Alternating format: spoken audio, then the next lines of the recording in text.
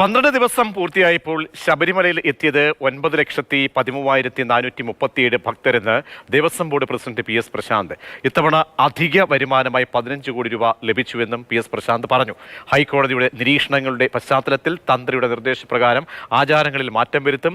ഇത് ഭക്തരെ പറഞ്ഞു മനസ്സിലാക്കുമെന്നും പി എസ് പ്രശാന്ത് പറഞ്ഞു.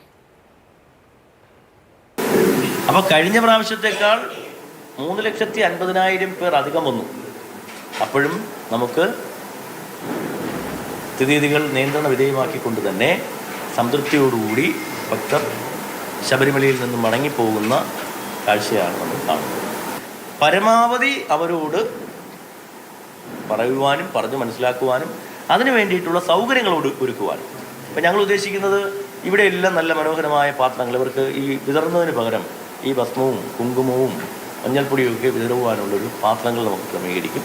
അവിടെ നിർത്തി അവിടെയുള്ള ഉദ്യോഗസ്ഥന്മാരോട് ഗാർഡുമാരായാലും അവിടെയുള്ള ജീവനക്കാരും അവരോട് കൃത്യമായി പറഞ്ഞ് മനസ്സിലാക്കിയത് ശരിയല്ല, അത് ആചാരമല്ല, ബഹുമാനപ്പെട്ട തന്ത്രിയുടെ നിർദ്ദേശമുണ്ടോ എന്ന് പറയുവാനുള്ള ക്യാമ്പയിൻ ഞങ്ങൾ ആരംഭിക്കും.